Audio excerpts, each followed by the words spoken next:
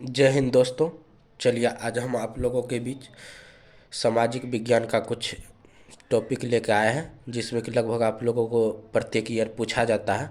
जो भी संभावित क्वेश्चन लगा वो हम आप लोगों के बीच लेकर आए हैं। तो चलिए आपको आज हम बताएंगे कि कौन कौन सा पूछने वाला जो भी आई है, तो उसको हम आज बता रहे हैं। तो कुछ लोग ऐसे हैं हमारे भाई बंधु जो कि कमेंट में सर लिखते हैं, उनको हम बता देना चाहते हैं कभी हमारा सर बनने का कोई मकसद नहीं है। कृपया आप लोग भाई ही बोले तो ठीक रहेगा। अभी हम भी आप लोगों की तरह ही स्टूडेंट हैं, पढ़ रहे हैं। ठीक, बीच बीच में वीडियो बना लेते हैं। तो चलिए आज आप लोगों को बांध चैप्टर से नदी और बांध पूछता है, ठीक है, उसके बारे में आप लोगों को बताते हैं। चलिए, लगभग आप लोग को बिहार बोर्ड में हम 10th में देखते हैं कि चार ही बांध पूछता है, इसी में से घुमा फिरा के किसी न किसी से पूछ देता है। तो चलिए आज एक नंबर आपको बताते हैं कि हीराकुंड बांध। हीराकुंड बांध किस नदी पे है? तो हीरा क्या होता है? महंगा होता है कि सस्ता होता है? तो हीरा महंगा होगा। तो हीराकुंड बांध हीरा महंगा होगा। हीरा महंगा होगा तो किस नदी पर? महानदी पर। हीरा क्या होगा? महंगा होता है। क्या होता है? महंगा होता है। तो कौन सा नदी? महानदी।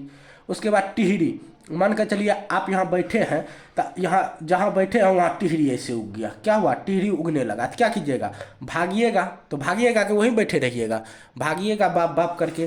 तो क्या हो गया? टिहरी बांध। भागिएगा तो क्या? भागीरथी नदी। टिहरी बांध भागीरथी नदी। टिहरी बांध भागीरथी नदी। उसके बाद आता है भाखड़ा नांगल बांध। अब गांव घर में देखते होंगे, अब तो बहुत सारा मकान बन गया। पहले जब घर फूस का घर रहता था तो ओसरा होता था, जहाँ पे बरामदा कहते हैं।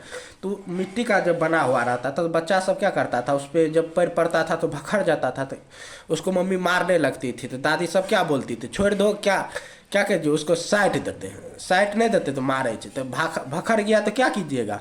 साट दीजिए। भखड़ गया तो साट दीजिए। तो यानी कि भाखड़ा नांगल बांध सतलज नदी। साट देने से सतलज नदी। भाखड़ा नांगल बांध सतलज नदी। भाखड़ा नांगल बांध सतलज नदी। उसके बाद नागा अर्जुन बांध है। नागा अर्जुन बांध। अर्जुन का सारथी कौन था?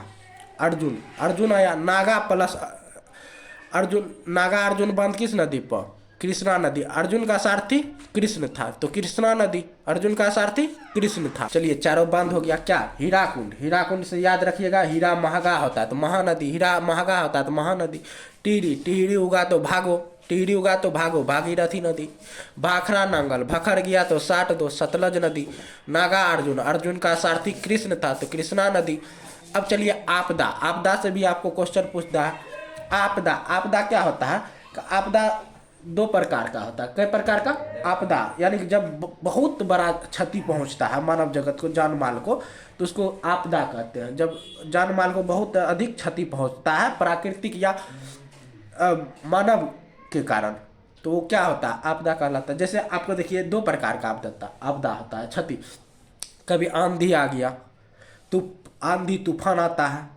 फिर भूकंप आ गया तो आंधी तूफान में तो कितना घर उड़ जाता है, ठीक है। भूकंप आता है तो बहुत सारा घर गिर जाता है। ये सब क्या है? ये तो आदमी के बस में नहीं है। जो ऐसा आपदा जो आदमी के बस में नहीं होता है उसको प्राकृतिक आपदा कहते हैं। जैसे भूकंप आया तो आदमी के बस में तो है नहीं, भूकंप जब चाहे तो वो तो प्राकृतिक के बस में है। आंधी तूफान, बाढ़ तो प्राकृतिक, कभी अधिक आ जाता है पानी तो हो जाता है सुनामी हुआ। तो ये सब क्या हुआ? प्राकृतिक आपदा हुआ। एक ठो होता है कि मानव जनित आपदा। जैसे कि आप सड़क दुर्घटना लीजिए, तो सड़क तो प्राकृतिक तो बना के भेजा नहीं है, वो क्या किया?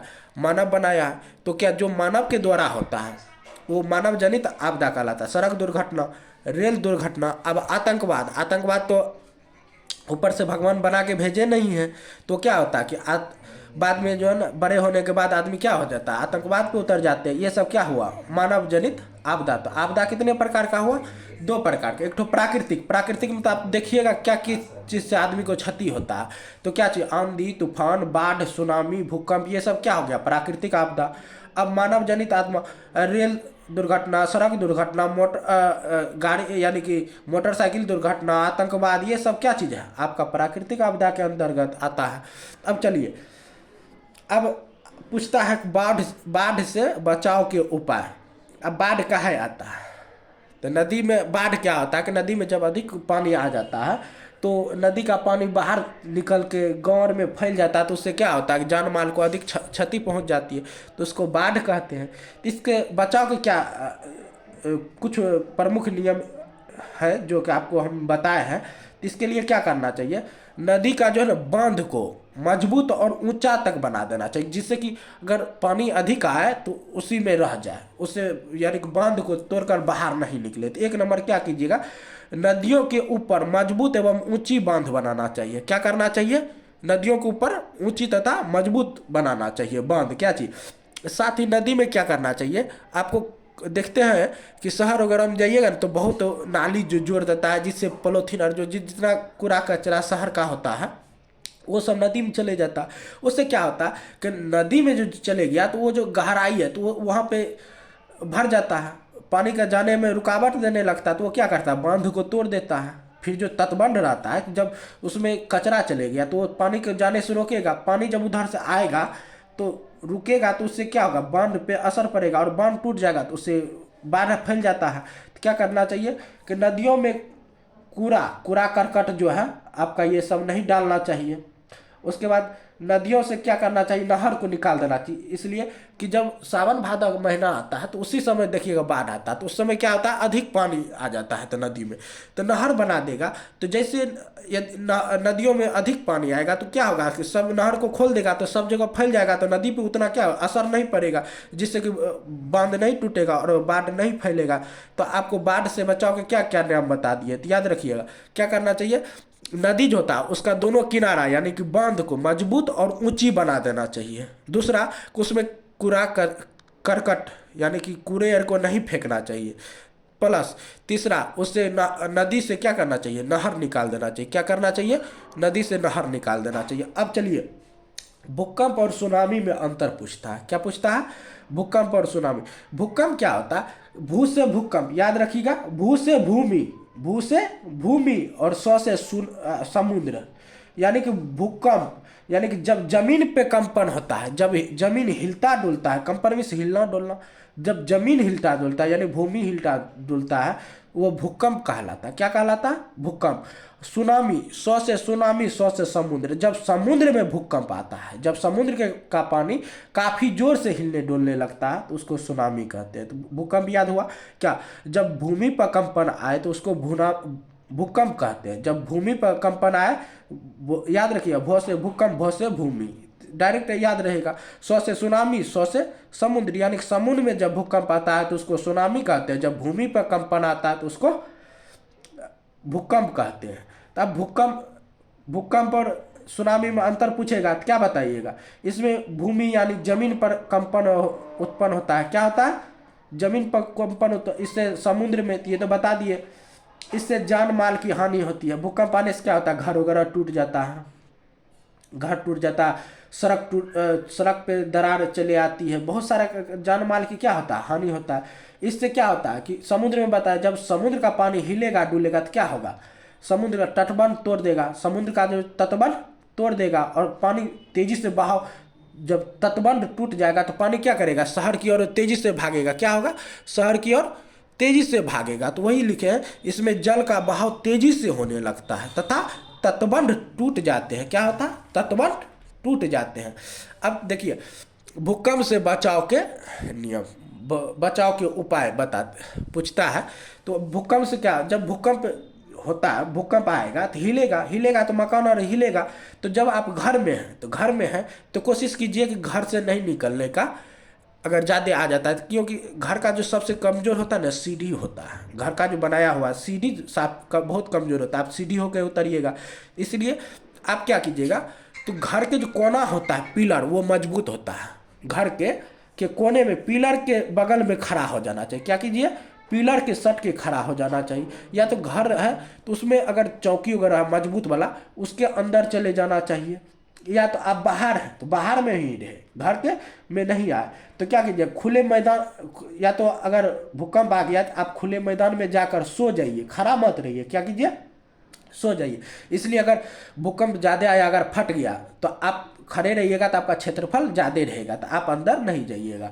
ठीक, उसके बाद बिजली, अब जब खंभा हिलेगा तो हो सकता है वो टूट के गिर सकता है, तो क्या कीजिए, बिजली या टावर के अगर खंभा या गाछ वृक्ष रहे तो उस जगह भूकंप के समय नहीं होना चाहिए, क्या कि हो सकता है कि हिलने के बाद वो टूटकर आप पे गिर सकता है। तो भूकंप से क्या उपाय क्या क्या बताएं, खुले मैदान में जाकर क्या करना चाहिए, सो जाना चाहिए। घर के कोने के पिलर में, जहाँ पिलर होता है वो बहुत मजबूत होता है, वहाँ रहना चाहिए। बिजली के टावर खंभे या पेड़ पौधे के पास क्या खड़ा नहीं होना चाहिए। अब चलिए आपका लोकतंत्र पूछता है, ठीक, तो अब कोई राजनीतिक शास्त्र का है, तो इसमें लोकतंत्र, लोकतंत्र क्या होता है अभी देखिए, इसी में है आपका लोक मीन्स जनता, तंत्र मीन्स शासन, जनता का शासन। अब्राहम लिंकन क्या बोले थे, अब्राहम लिंकन अमेरिका के थे, वो राष्ट्रपति, वो क्या बोले थे, जनता के लिए, जनता के द्वारा शासन पद्धति होता है उसको लोकतंत्र कहते हैं। तो लोकतंत्र क्या कहेंगे, लोकतंत्र एक ऐसी शासन पद्धति होती है या प्रणाली होती है जिसमें क्या कहता है, लोग, जनता मतदान करके अपने शासक को यानी कि चुनाव करता है, तो उसको लोकतंत्र कहते हैं। तो मान के चलिए आप पूरा गांव ही है, तो उसमें क्या कहते हैं, मुखिया का चुनाव करते हैं। नहीं तो अगर कोई काम हुआ अगर ग्राम में, तो सबको तो नहीं बुलाएगा, किसको बुलाएगा, तो एक आदमी होना चाहिए, प्रतिनिधि होना चाहिए। आपका कौन प्रतिनिधि करेगा, कोई भी मैटर हुआ गांव में तो उसको कौन सॉल्व करेगा, विकास का कार्य कौन करेगा, इसलिए एक प्रतिनिधि को चुनते हैं, ठीक है, जिसको प्रतिनिधि बोल सकते हैं, शासक बोल सकते हैं। तो वो क्या करते हैं, लोग क्या करता है, मतदान के द्वारा कहता है कि जब जनता, लोकतंत्र होता है क्या कहता है, जब जनता स्वयं अपने प्रतिनिधि को चुनता है, किसके द्वारा, मत के द्वारा, तो वो क्या कहलाता है, आपका लोकतंत्र कहलाता है। लोकतंत्र क्या लिख दीजिएगा, जब जनता स्वयं मतदान के द्वारा अपने प्रतिनिधि का चुनाव करती है, अपने प्रतिनिधि का चुनाव करती है, तो उसको लोकतंत्र कहते हैं। लोकतंत्र, जैसे भारत में लोकतंत्र है, ऐसे तो सांसद विधायक को तो हम लोग चुनते हैं तभी तो आता है, पाकिस्तान में भी है, बांग्लादेश में है। अब एक तो होता है गुप्त मतदान, क्या होता है, गुप्त मतदान, गुप्त मिस इसी में है छुपा हुआ, गुप्त मिस छुपा कर, यानी कि छुपा कर, मतदान मिस मत, यानी कि आप जो मत नहीं होता कि जब वोट गिराने जाते हैं तो पूछता है कहाँ जा रहे हैं, तो कहता है मतगणना करने जा रहे हैं, क्या करने जा रहे हैं, मतदान देने जा रहे हैं। मतदान यानी कि अपना मत किसको हम देने जा रहे हैं, वोट किसको देने जा रहे हैं। मतदान में वोट यानी कि गुप्त, यानी गुप्त में छुपा कर, यानी कि मतदान की ऐसी प्रणाली यानी कि पद्धति जिसमें मतदाता कौन से प्रत्याशी को वोट करता है यानी कि मत देता है, इसकी जानकारी उस व्यक्ति का लाभ, यानी कि जो दिया मत यानी वोट, उसके अलावा किसी दूसरे को जानकारी नहीं होता है, तो उसी को गुप्त मतदान कहते हैं। गुप्त मतदान क्या हुआ कि मतदान की ऐसी प्रणाली जिसमें यानी कि कैंडिडेट यानी कि मतदाता जिस प्रत्याशी को, यानी कि प्रत्याशी को जो चुनाव में खड़ा होता है, वोट किया, उसकी जानकारी सिर्फ उसी व्यक्ति को रहेगा, किसको, जो व्यक्ति मत दिया है, उसके अलावा किसी और को नहीं होता है, ठीक, दूसरे को नहीं होता, तो उसको क्या कहते हैं, गुप्त मतदान कहते हैं। आपको बहुत कहेगा हमको तो पता चल जाता है फलनामा एकरा वोट दल के, तो कहने का मतलब ये नहीं होता है, वो तो बता देता है तभी ना, तो वो झूठ ही बोल देगा तो आपको पता चलेगा, नहीं चलेगा। तो इसलिए गुप्त मतदान, छुपा यानी कि गुप्त में छुपा हुआ ये मतदान, यानी कि उसमें आपको पता ही, दूसरे को नहीं पता, सिर्फ आप ही को पता रहेगा कि आप कौन से प्रत्याशी को वोट दिए हैं, ठीक है। अब एक होता है प्रत्यक्ष चुनाव या मतदान कहिए। अब प्रत्यक्ष में क्या होता है, सामने कभी मारपीट होता है, देखते हैं, कोई बोलता है हम तो वहाँ प्रत्यक्ष खड़े थे तभी देखे थे, तो प्रत्यक्ष में क्या हुआ, सामने। तो इसमें क्या होता है, जब जनता स्वयं से मत डालकर किसी प्रत्याशी यानी प्रतिनिधि को चुनता है या चुनता है, तो इसको क्या कहते हैं, प्रत्यक्ष चुनाव कहते हैं। प्रत्यक्ष चुनाव क्या करता है कि जनता स्वयं मत डालकर क्या करते हैं कि चुनाव करते हैं। जैसे कि मुखिया का डायरेक्ट करते हैं हम लोग, मुखिया का क्या करते हैं मुखिया का चुनाव करते हैं। सरपंच का भी क्या करते हैं, मत डालकर चुनाव करते हैं, लेकिन उप मुखिया का आप चुनाव नहीं करते, वो मुखिया चुन लेता है, उप मुखिया का चुनाव नहीं होता है। जैसे राष्ट्रपति का कभी सुने हो, तो वो सांसद विधायक मिल के चुनते हैं, तो वो क्या होता है, वो फिर अप्रत्यक्ष चले जाता है। तो अप्रत्यक्ष क्या हुआ कि जब जनता के द्वारा नहीं चुना जाता है, क्या होता है, जब जनता के द्वारा नहीं चुना जाए, जनता के द्वारा जो आप प्रत्याशी चुन कर भेजे, जैसे सांसद हुआ, विधायक हुआ, मुखिया हुआ, ये सब सरपंच हुआ, ये सब समिति हुआ, ये सब क्या हुआ, आप प्रत्यक्ष रूप से अपने से चुन के भेजते हैं। जनता डायरेक्ट चुन के भेजती है, जिसको सीधे जनता चुनती है उसको प्रत्यक्ष मतदान चुनाव या कहते हैं, ठीक। लेकिन जिसमें कि जनता के द्वारा, यानी कि जनता के द्वारा आप जिसको चुनते हैं वो फिर जो प्रतिनिधि चुनता है, फिर जो वो चुनता है उसको अप्रत्यक्ष के है।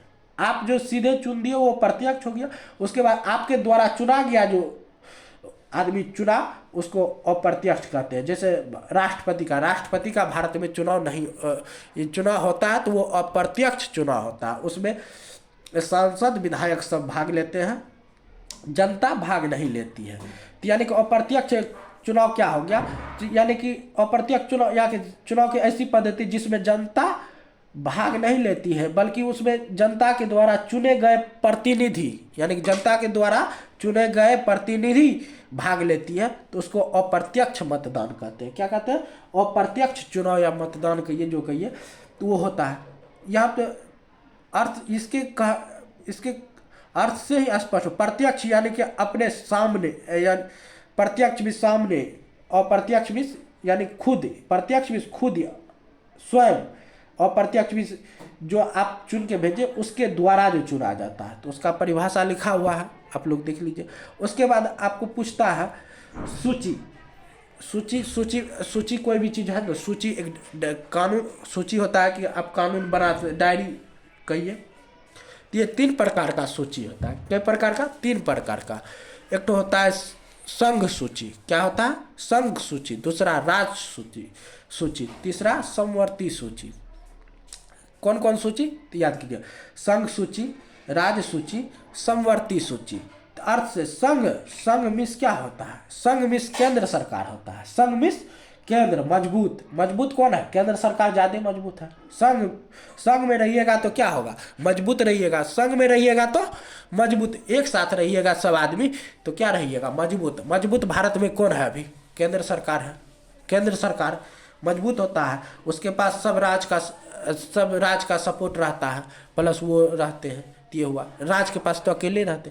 वो क्या हुआ कि संघ में क्या होता है, संघ सूची जिसमें केंद्र सरकार कानून बनाते हैं, वैसा सूची जिसमें केंद्र सरकार द्वारा कानून बनाया जाता है उसको क्या संघ सूची कहते हैं। वो क्या कहलाता है, संघ सूची यानी कि उसमें केंद्र सरकार द्वारा कानून बनाया जाता है। जैसे रेलवे जो है आपका राज्य सरकार का नहीं होता है, केंद्र सरकार का होता है। तो जैसे कि अगर राज्य सरकार का होगा तो अगर राज्य में कभी विवाद हो गया तो कहेगा उस राज्य के ट्रेन को अपने राज्य में नहीं आने देंगे, तो ऐसा नहीं चलेगा। तो ये रेलवे क्या होता है आपका संघ सूची का विषय होता है। जैसे रक्षा जो अभी जो आर्मी सब जो है आपका बॉर्डर पे, तो ये सब आपका कहाँ संघ सूची का विषय है।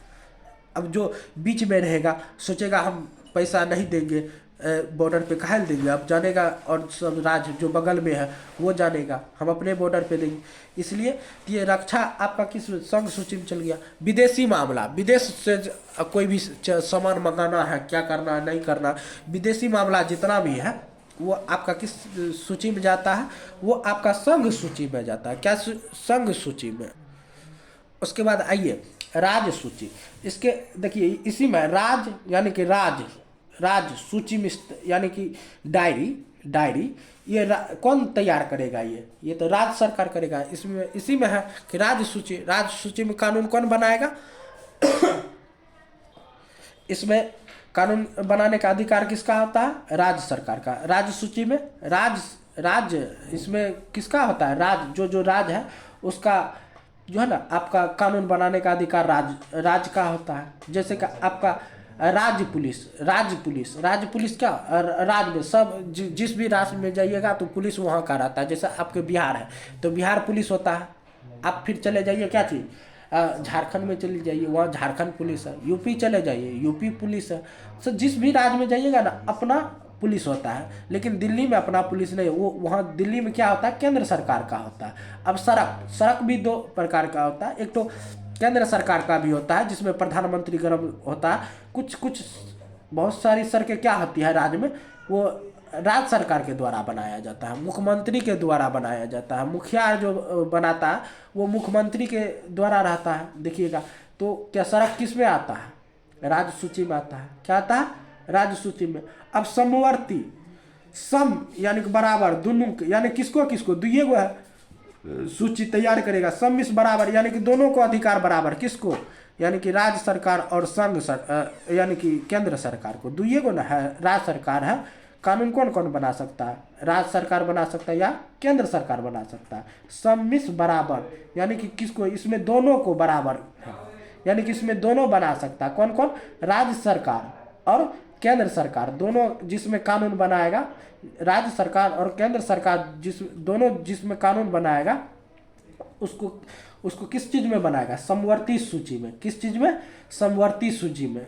किसमें, समवर्ती। जैसे बिजली, ये बिजली आपको केंद्र सरकार भी दे सकती है और राज्य सरकार भी दे सकती है। क्या कर सकता है, बिजली दोनों तरफ से आपको कोई भी सब्सिडी, कभी कभी होता है ना, हम फ्री में बिजली देंगे। जैसे अभी लगभग दिल्ली में जाइएगा तो वहाँ 300 यूनिट, कितना यूनिट लगभग फ्री बिजली मिलता है, तो वहाँ राज्य सरकार के द्वारा तो होता है। आपराधिक कानून सब राज्य का अपना अपना कानून होता है, केंद्र सरकार के भी द्वारा कानून बनाया जाता है और राज्य सरकार के द्वारा भी बनाया जाता है। तो ये किस चीज में चल गया, आपका समवर्ती सूची में चल गया। अब एक होता है, पूछता है दल बदल कानून क्या होता है। इसी में दल आप जिस गुट में है, बदल लिए तो आपको कानून लग गया, आप पे कानून हो जाए। जो नहीं होता कि हम जीत गए तो दूसरे में चले जाते हैं, यह क्या होता है, दल बदल। इसी में है, दल अपना दल बदल लिए, अपना दल बदल लिए, जिस दल में है उसी में रहिए। जीतने के बाद अगर आप अपना दल बदल के दूसरे में चले जाए, जैसे कि अगर कोई भी जदयू का विधायक है, वो जीतने के बाद आरजेडी में चले जाए तो क्या हो जाएगा, उस पर दल बदल कानून लग जाएगा, उस पर दल बदल कानून लग जाएगा। क्या होगा, दल बदल का कानून लगेगा। तो वही कहता है कि यह कानून जीते हुए किस पे लगता है, हारा हुआ पे वो क्या जाके ही क्या करेगा, जो हारा हुआ है तो उस पर काहे लगाएगा, यह किस पर लगता है, दल बदल कानून। जो हार गया है तो उससे क्या सरकार को मतलब है, तो सरकार जो बनती है वो जीते हुए प्रत्याशी से बनता है, जो हार जाता है तो उसका गिनती नहीं होता है उस सरकार में। तो जो जीता हुआ वो अगर दूसरे में चल जाएगा तो उसका तो विधायक घट जाएगा, जिससे उसको क्या होगा, सरकार गिरने की संभावना रहती है। क्या होगा, सरकार गिरने की। इसलिए उस पर कानून लगा दिया जाता है कि तुम जिससे चुनाव लड़े हो तो उसी में रहना है, अगर तुम किसी में चले गया तो आपका दल बदल कानून लगा के आपका जो है ना सदस्यता, यानी कि आप जो जीते हो उसका मान्यता रद्द कर देता है कौन, चुनाव आयोग। तो यह क्या होता है, दल बदल। यह कानून जीते हुए प्रत्याशी पर लगता है जब वह अपना दल छोड़कर किसी दूसरे दल में चले जाते हैं। क्या करता है, अब बता, दल बदल यानी बदल लिया, यानी कि अपना दल छोड़कर दूसरे में चल गया था, उस पर दल बदल कानून लग जाता है।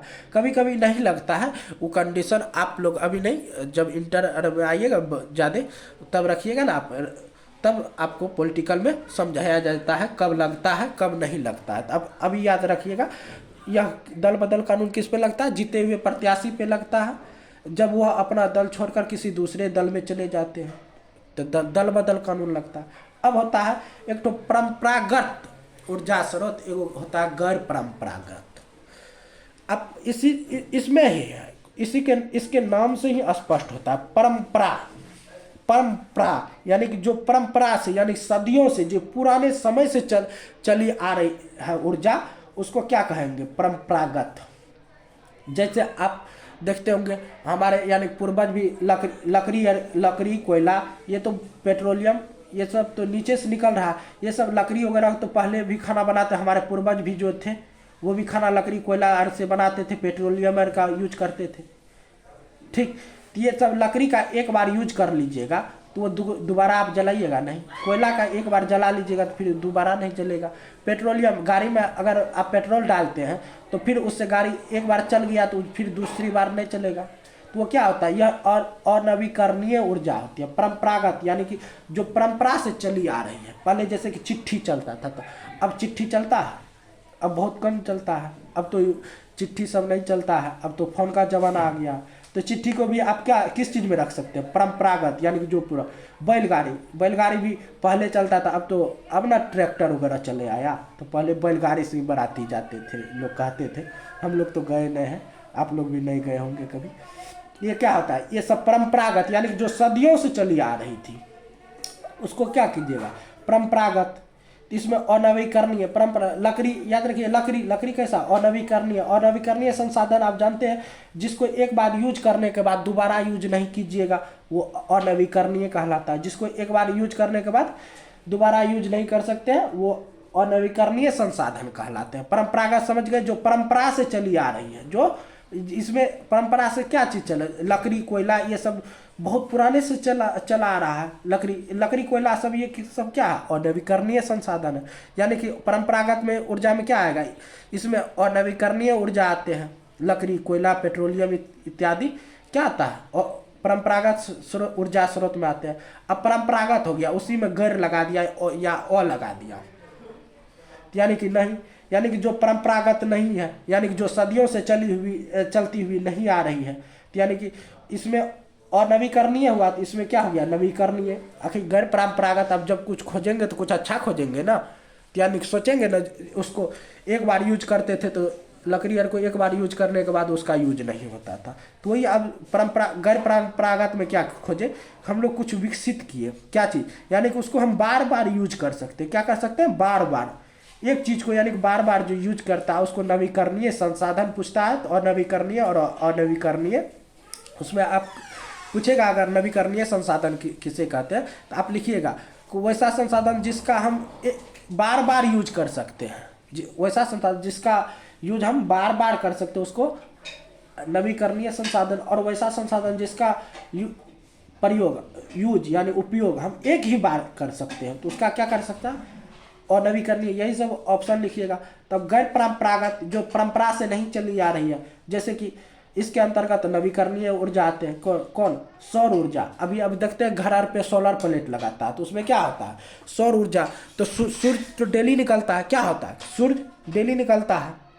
आपका तो ऐसा नहीं है कि आज निकला अब 6 महीना के बाद निकलेगा, अब नहीं निकलेगा, ऐसा तो डेली निकलता है। तो वो क्या हो गया, ये सब तो पुराने ज़माने में तो नहीं होता, किसी तरह लकड़ी पे कोयला पे खाना बना के लोग खाते थे चूल्हा वगैरह में। अब तो गैस आ गया, गैस भी क्या है, अनवीकरणीय है। क्या किस चीज़ में आता है, अनवीकरणीय, पेट्रोलियम में ही गैस चले आता है।